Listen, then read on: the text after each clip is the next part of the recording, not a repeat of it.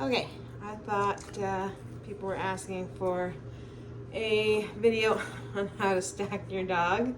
So I thought that I would start with that. First of all, putting on your collar. Mr. Briggy! If you're using a choke style collar, you want it to look like a P as you're putting it on the dog, not a Q. So what people mean by that is this, where the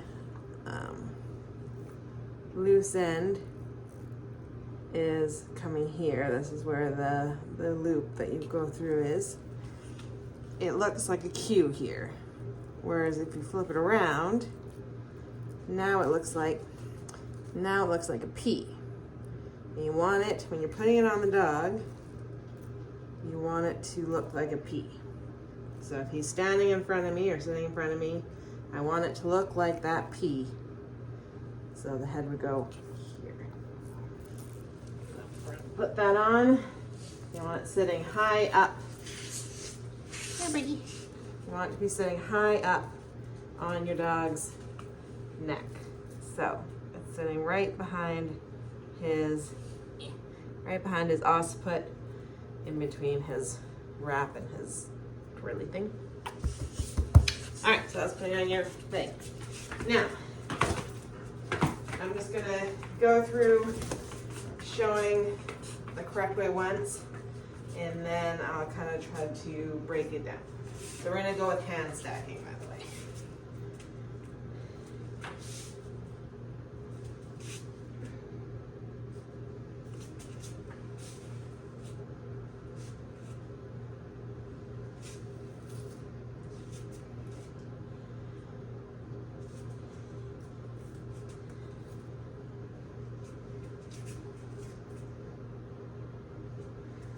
All right. Yes, kitty. So that was just putting him into a stack, and then I stood back and did a little bit of grandstanding, which is more of an advanced move. I don't even do it all the time with him in the show ring. It depends on how overexcited he is, or if he's being a little bit obnoxious. I spend a lot more time teaching him competition obedience than I do teaching him conformation. So I'll now break it down to each step. So A, have a mirror. Right behind the camera, I have a mirror set up, because if you don't know, if you can't see what you're doing, you may not be placing your dog correctly. So as much as possible, especially while learning, use a mirror. So right now his front is actually pretty good, but we're gonna ignore that and pretend that it isn't. What I'm gonna do is I'm gonna reach down, I'm gonna grab him by his elbow. So right now I can twist the leg back and forth because I have it by the elbow. I'll show different views as well, but my ring finger and my pinky finger especially, I'm grabbing behind and into the armpit area, and then I'm twisting the foot in. Generally, if a dog is gonna stand a bit wonky, they often will stand with their toes pointing towards the outside, and we want those toes pointing straight forward.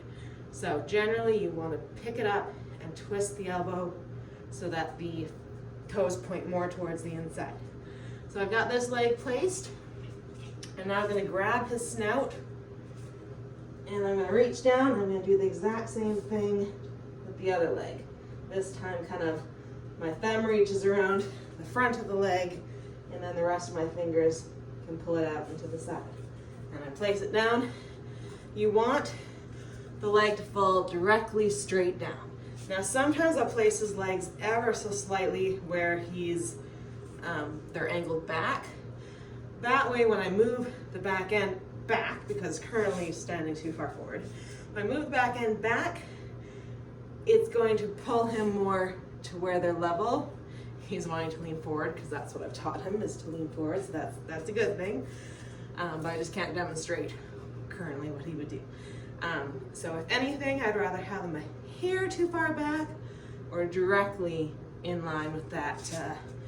You want it straight parallel to, or straight perpendicular to the ground. So now I'm going to keep holding on to his base chin here, and I'm going to reach back and I'm going to grasp the leg kind of just above the ankle, but with my thumb being able to push, or sorry, just above the hock, but with my thumb being able to push on the inside of the hock. Because again, most dogs, if they just kind of stop without much thought, they're more likely to turn the hock in rather than to turn the hock out. And we want the hock to be, again, straight, up and down, not twisting either, twisting in.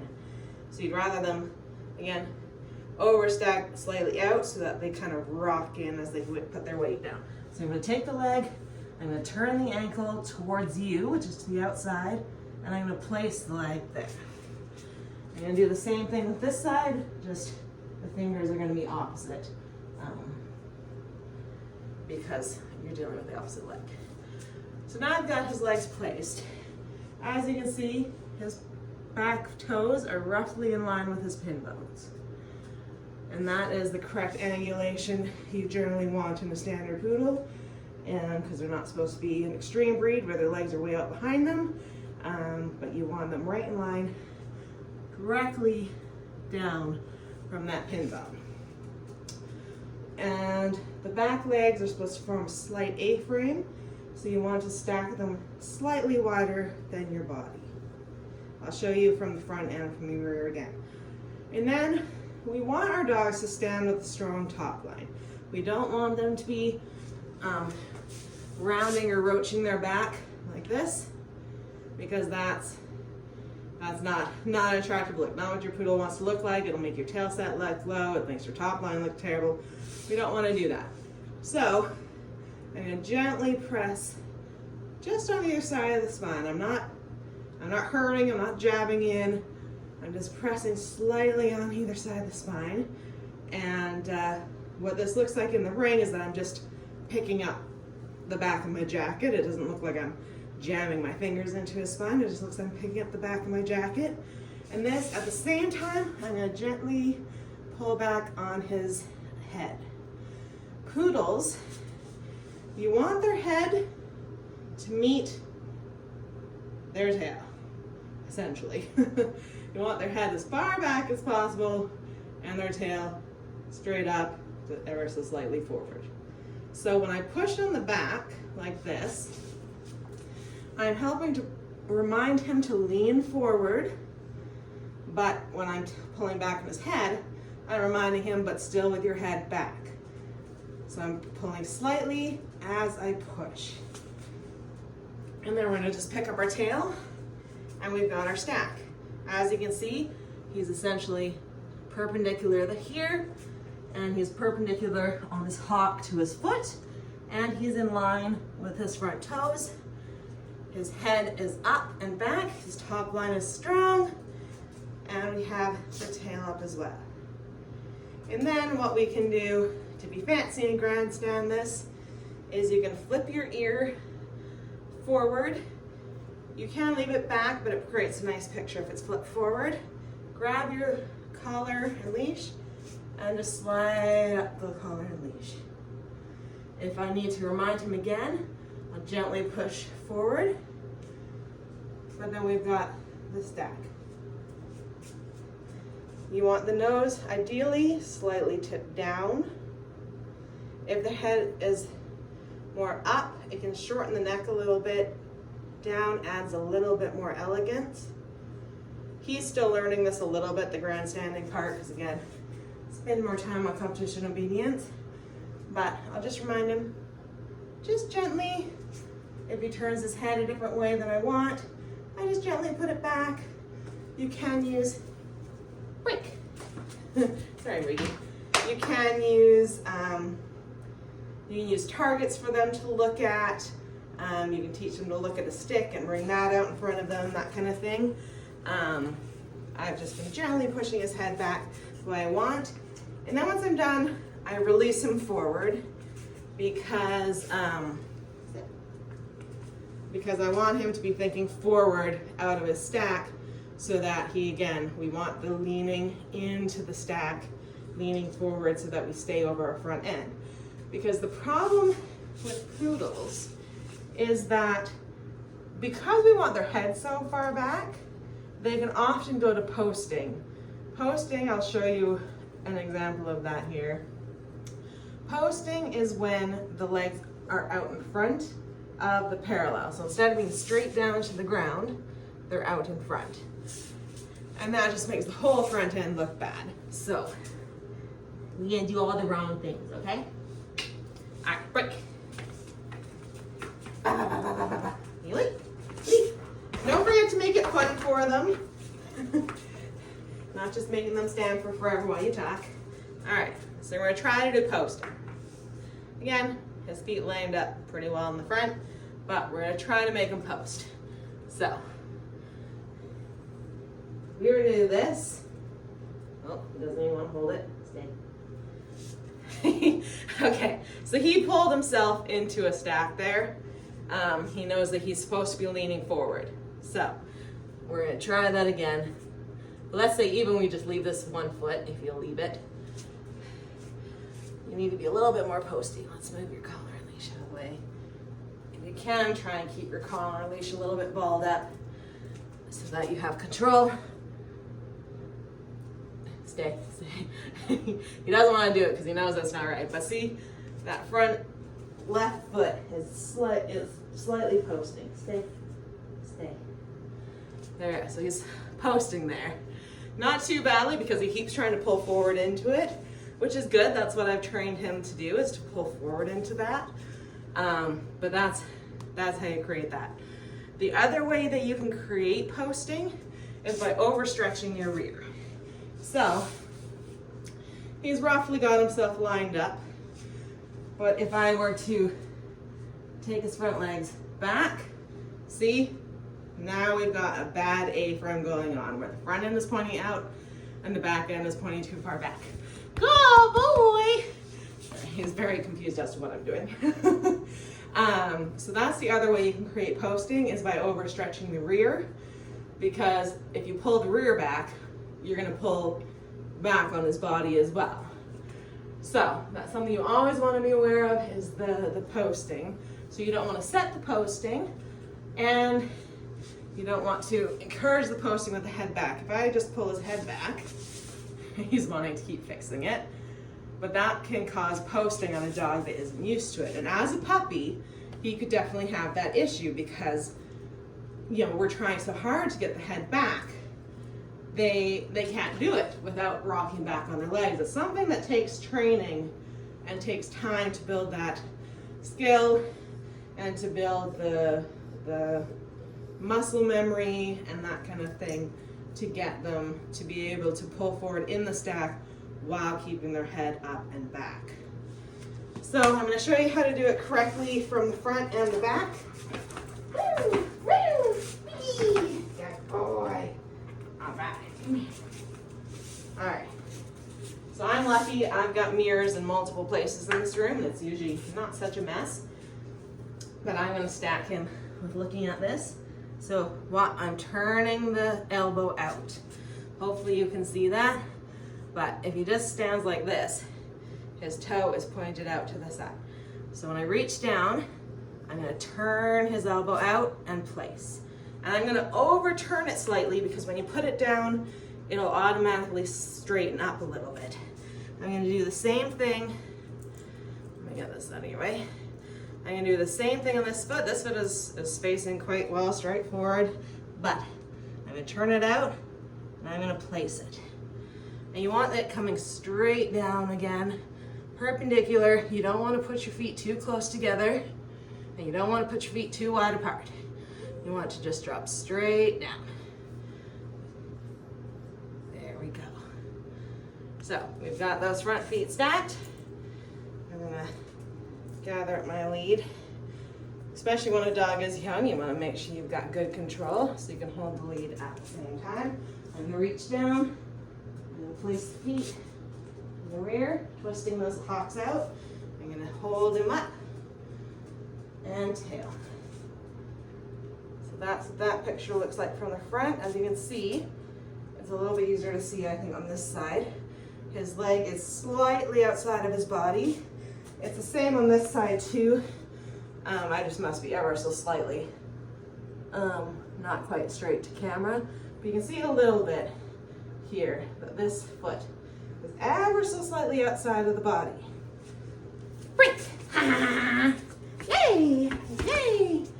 Good boy. All right, so now we're gonna do it directly from the rear. Again, I've got cameras that I can look at, or mirrors I should say, that I can look into. I'm turning the elbows out and placing the leg. And I'm gonna reach back, turn the hock out, so I'm not pulling it this way. I'm turning the hock out and placing the leg, turning the hock out and placing the leg. And we're slightly off of directly straight. And then the tail. You can see that the legs, you don't want them, again, you don't want them huge and wide, but you also don't want them narrow. You want them just a hair outside of the body. He's a little bit sick and tired of this right now, so he's popping his toes a little. And then we have our stack. Tail up though. Good boy! Practice with a mirror. It is very, very important to practice with a mirror, because if you're not practicing with a mirror, it's going to be very hard for you to figure out what exactly is going on. But the other thing that you need to do is, once you're feeling pretty confident with getting your stack, you're able to get it pretty good with looking in the mirror, what you need to be doing next is to stack your dog in front of a mirror, but don't look at it until you think you have your dog stacked properly.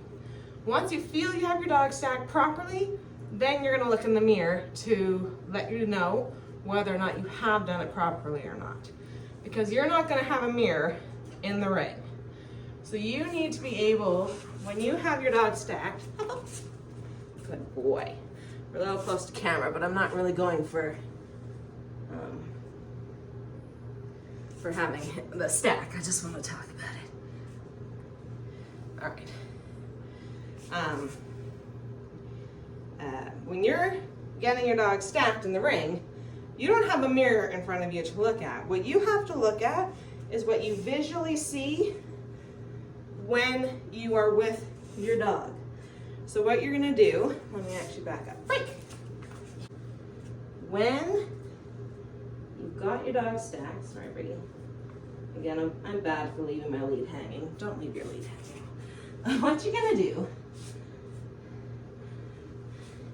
is you're gonna look. You're gonna step forward maybe a little. You're gonna look at your front legs. Are your toes pointed forward? Are the legs falling directly off the body? You can look at the side again, making sure your legs look straight up and down.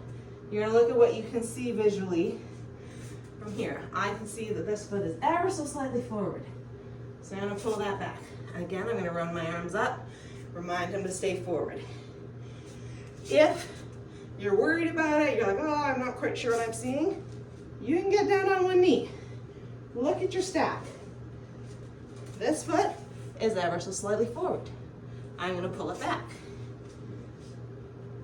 Once I have my dog stacked the way I want, I can get up and I can show him off. But again, pay attention. Don't be looking around the ring, don't be fiddling, don't be ignoring your dog, because your dog might step a foot forward while you're waiting for the judge to come over and look at you. And if your dog has flopped a foot forward, okay, again, he knows what he's doing. If your dog has flopped a foot forward, well, now you've screwed that. Like, the judge is going to get a bad first impression of your dog because he's not standing the way he should be. So you have to pay attention to what your dog is doing in the ring. You can glance at the judge, see what the judge is doing. You want to pay attention to your dog. One of the last things I want to talk about is when you're teaching your dog to stack, or when you're teaching your dog to stack properly, if you've been trying for a while, is keep the stack short. When you first put your dog into that stack, I'm not going to stack them great, But when you first put your dog into that stack, 1, 2, yes, get it. And you can feed him out of your hand, you can feed him out of your foot, or off the floor, depending on how bad you don't want your dog always to be looking for treats off the floor.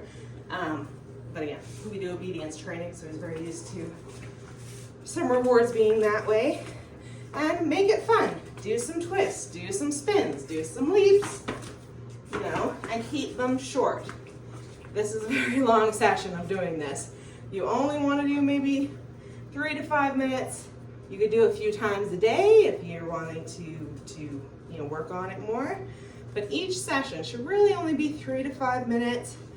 And then slowly, as your dog is learning how to stack better and is gaining the muscle memory and the muscles, you know, like if they're not used to standing in precisely that way, they need to build a little bit of muscle for it. Just like if you were to stand like this, you're gonna need to build some muscle for it. So then once your dog is building that muscle, whatever, then you can start increasing your stacks, because sometimes you do have to stand for a while. This is something else that you want to pay attention to when you're in the ring is, can you give your dog a break from that stack? So if your dog is the first in a group and the judge is looking over a bunch of other dogs, you can do something with your dog. You can do a hand touch. You can do, spins aren't so easy with poodles because of all their hair, but you can do fun things. You can just do a free stack.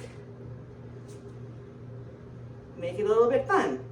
This guy, I like him to be a little bit more up, so I might go, yes, and get him to jump up to it. Even in the ring, I'll let him do that. Just watch your spray up after if you need to. And that's actually another point. I should have written these things down. That's another thing that you want to pay attention to when you're in the show ring is your ears and your spray up. So ears, you want to make sure they're not all caught up in your hand. They're not all messy from the wind. I'm just going to take my hand and I'm just going to run my hand down his ear. Obviously his ears are wrapped, makes it difficult, but I'm just going to run my hand down his ear. I'm going to do the same thing on this side. Run my hand down his ear. That's just going to straighten that up and make sure it's not just all wonky. And then make sure that if you've got pieces that are kind of falling off from your hairs or from your spray up, you're just going to pick it up. That's the other reason why I do this, is because sometimes this part of your spray up can fall back a bit and it can make this area look really heavy, whereas we want this area to look lifted. So pushing it like this helps to lift it. Obviously don't jam your way into your spray up all the way to the neck, but I'm gonna lift it till probably a hand's width back maybe from his withers, and you're just gonna lift that as well. Good boy, good boy. And don't smash your spray up when you go to do your stacking. I'm tall and I'm short, he's tall. So when I'm fixing his stack, I don't come down right directly on top of him. I come down a little bit from the back so that I don't smash his spray up. If you've got a short dog, you might be able to go a little bit more down that way. But because he's tall, I tend to come a little bit from the back. This elbow has to come out to avoid the spray up there and there. The last thing I'm going to touch on is how to control your dog's head. So, stay. You want to, if your dog, especially if your dog is young, it might be a little bit wiggly and you need to kind of be more able to direct the head. You're going to stick your hand in between the jawbone here. This means that even without holding his head, I can direct his head just by his jawbone. You don't want to jam it up there because then he'll have a hard time breathing. But you just want to just hook your fingers inside of here. And then you're going to grab the chin skin. It's not going to hurt them. You're not yanking on it. You're just holding it for security and to have control of the head. So now I can move him this way, I can move him this way, we're good, move him back. This gives you your control to have that hold. If they're being extra silly, if you've got a bit of a wild child, you can gently hold the ear at the same time. So here I'm holding, I got his ear and his head. Hopefully by the time you're specialing them or they're older puppy or that kind of thing, you don't need to be holding an ear. And I'm not pulling on it, I'm not creating any pressure, I'm not grabbing it, yanking on it, whatever. All I'm doing is gently holding it because it just tells the dog, I've got control, it's fine. But as they get older and more mature and as they get more trained, just a little bit of a handhold here, and as they get even more trained, you can go to just the collar, and you can either hold the collar close and you can put a finger out to help hold the head pointing in the right direction, or you can eventually get back to actually grandstanding them. So hopefully some of those tips are helpful. I'm going to try to compress this down to not be a 30-minute long video, but yeah, hopefully you find those tips helpful for getting your dog hand stacked for the ring. Thanks for watching.